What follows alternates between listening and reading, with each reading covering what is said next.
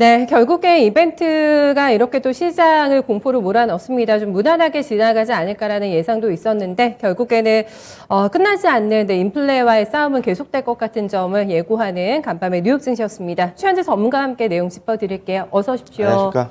전문가님께서 7.5까지만 안 나오면은 좀 시장 별로 무반응일 것 같다 했는데 나와버렸어요. 7.5가. 네, 맞습니다. 예. 우려하던 상황이 그냥 바로 나왔는데요. 네. 저는 솔직한 얘기로 7.5를 예상했던 건 아닌데 만약에 그 정도 선까지 가면 시장이 좀 타격을 입지 않을까 예상을 네, 했는데 예. 바로 그 수치가 나와버렸습니다. 어제 이제 CPI가 급등을 하면서 결국에는 3월 금리 인상이 좀 빅스텝을 밟을 것이라는 우려로 금융시장이 어제 충격을 받았는데요. 다우가 1.5% 하락, 나스닥이 2.1% 하락, S&P 500이 1.8% 하락했습니다. 그 중에 좀 강한 종목들을 좀 몇몇 종목 보면은 줌 인포 테크놀로지 소프트웨어 주식이 있는데 2% 상승했고, 마이크론 테크놀로지가 3.3% 상승, 그 다음에 쿠팡도 3% 상승했습니다. 월트 디즈니가 3.4% 상승했는데요. 전일 좋은 실적을 발표했죠. 실적을 좀 뜯어보면은 가입자 증가가 지금 컨센을 상회했다. 디즈니 플러스의 가입자 증가가 컨센을 상회했고, 그 다음에 테마파크 사업이 호조를 보여서 어제 주가가 상승했고요. 키뱅크 측에서는 OTT 시장에서 입지가 강화되고 있다고 얘기하면서 몇 년간 고성장할 수 있다라고 얘기를 하고 있습니다. 비중 확대를 제시하면서 216달러 목표 주가를 제시했는데요. 당분간 디즈니 플러스가 월트 디즈니의 주가에 미치는 영향이 좀 클 것이다. 이렇게 보고 있습니다. 1월 CPI가 7.5% 급등을 했는데요. 40년 만에 최고치입니다. 시장 예상치는 7.3%였죠. 그 다음에 에너지 부문에서 전년 대비 37% 상승했고, 그 다음에 중고차 시장에서도 40% 상승, 그 다음에 주거비에서도 4.4% 상승했습니다. 그 다음에 식료품과 에너지 부문을 제외한 근원 CPI 같은 경우에는 6% 상승했는데요. 시장 예상치로는 5.9%였습니다. 그 다음에 세인트루이스 연은 총재 제임스 블러드는 3월 50bp 금리 인상을 선호하고, 그 다음에 7월 전까지 1%의, 그다음 100bp의 금리 인상을 선호한다 얘기를 하고 있습니다. 그 다음에 10년 만기 국채 금리가 어제 2%를 돌파했는데 2.03에 마감을 했습니다. 그 다음에 주간 실업보험 청구자 수가 22만 3천 명으로 집계가 됐는데요. 3주 연속 감소세이고 시장 예상치로는 23만 명이었습니다. 그 다음에 모건 스탠리 측에서는 올해 기업 실적에 우려가 된다 얘기를 하고 있는데요. 현재 증시가 지금 강력한 반등을 시작했다고 보기에는 섣부르다 이런 이유로 얘기를 하고 있습니다.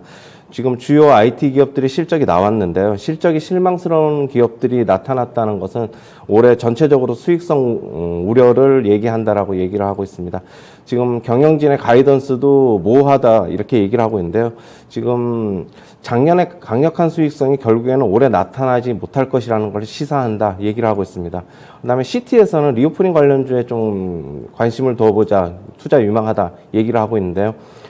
크루즈 중에, 여행주 중에서는 로얄 캐리비안 크루즈, 그 다음에 카지노 중에서는 MGM 인터내셔널 선호한다 얘기를 하고 있습니다. 네. 역시나 또 리오프닝이 가장 또 안전한 주식인가 이런 상황에서는 또 생각이 드는데 이런 추천까지 함께 좀 나왔다고 합니다.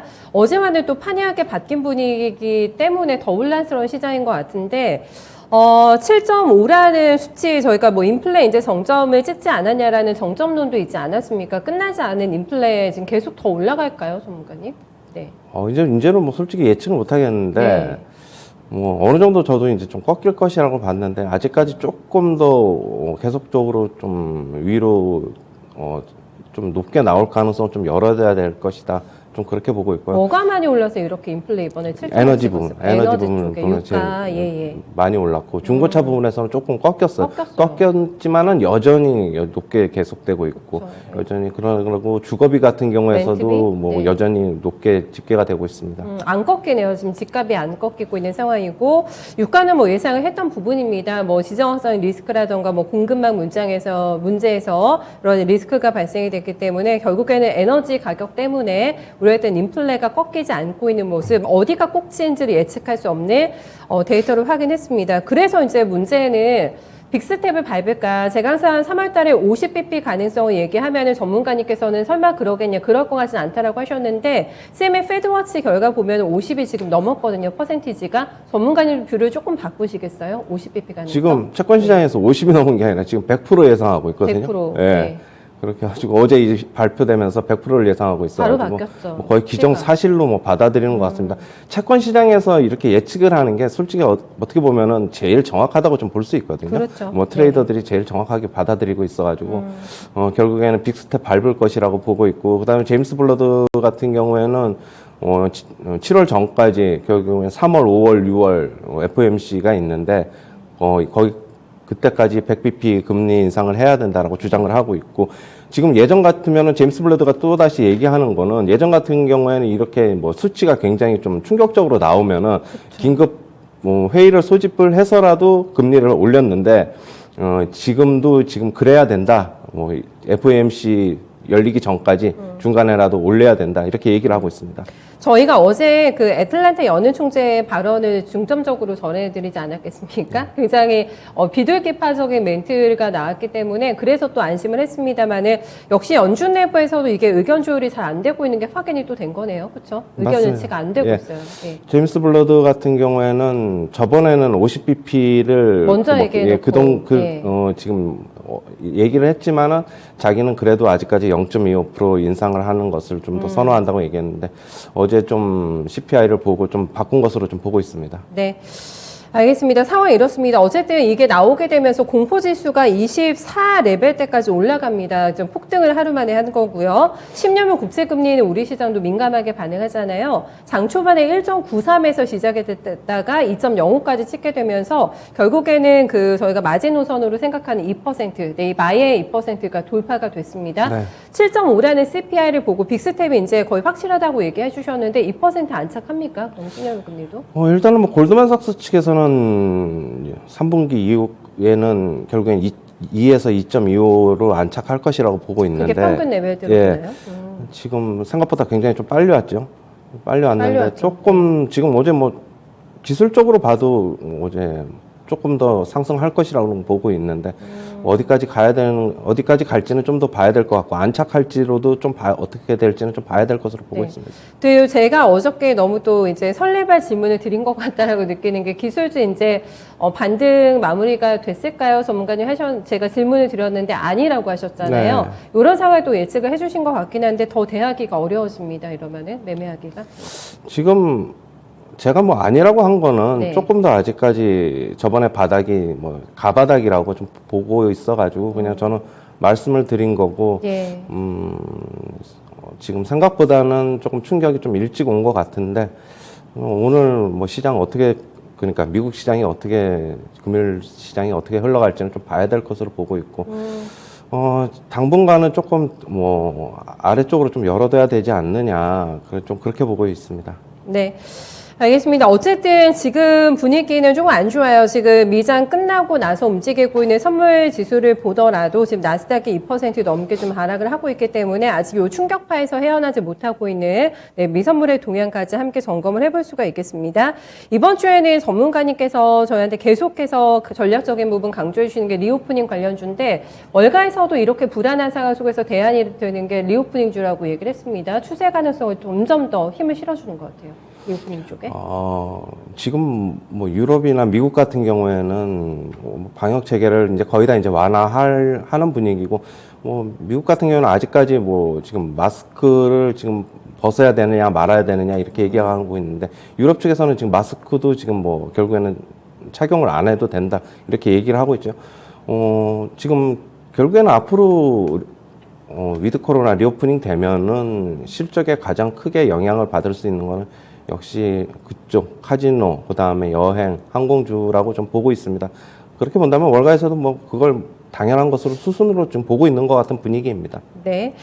계속해서 이쪽에 대한 매수 포지션을 유지를 한다라고 좀 보면 될 것 같고, 지금 스태그플레이션의 우려가 또 깊어졌거든요. 인플레가 이렇게 나오게 되면서 스태그플레이션의 어떤 수혜를 득을 볼 수 있는 섹터도 좀 눈여겨봐도 괜찮을까요? 그러면? 그런 게 있습니까? 스태그플레이션, 뭐 식품주 이런 것들? 글쎄요. 네. 그거 뭐 스태그플레이션이 오면은 네. 식품주 음식료 업종도 결국은 안전하지 않을 것이라고 보고 원재 있어가지고. 유가가 너무 올라가서. 네, 뭐 저는 다 선호하지는 않거든요. 만약에 네. 그런 상황이 온다 그러면, 네. 그럼 뭐 주식 다 비중 줄여야 된다고 저는 보고 있어가지고. 그럼 에너지주는 대안되겠습니까? 글쎄요, 에너지주도 저는 그렇게 본다면 안심할 수 있는 영역이 아니다. 저는 그렇게 보고 있습니다. 결국에는 전, 네. 예, 편하게 좀 가져갈 수 있는 주식이 많지 않은 상황이 전개가 될 것 같다. 네. 현재로서는 이제 마스크를 벗고 다녀도 될 것 같아요. 네, 미국에서만이 아니라 네, 국내 주식까지도 리오프닝 관련주에 대해서 지금 그래도 어떤 매수의 네, 흐름을 이어갈 수 있는 지속성 있는 섹터가 될 거라고 봐주고 있습니다. 이렇게 되면 오늘 뭐 우리 증시도 너무 무겁게 출발이 되지 않을까 싶어요. 어제 그다음에 어제 시초가는 상승했지만 결국에는 좀 밀려서 다 상승분을 반납을 했죠. 일정 부분 미국 시장에서 어제 올랐던 거를 반영을 못하고 그렇다고 보면은 어떻게 보면은 조금 하락폭은 좀 제한적이지 않을까 좀 그렇게도 예상을 해볼 수 있는데 시장 일단 좀 열려봐야지 알 것 같고요. 오늘 주말 리스크가 있기 때문에 네. 오히려 또 안 좋을 수도 있고 좀 시장 열려봐야지 알 것으로 보고 있습니다. 네, 애매한가요? 네. 네. 사는 거는 그 리오프닝하고 IT 계속 이쪽은 매수 추천 주시겠어요?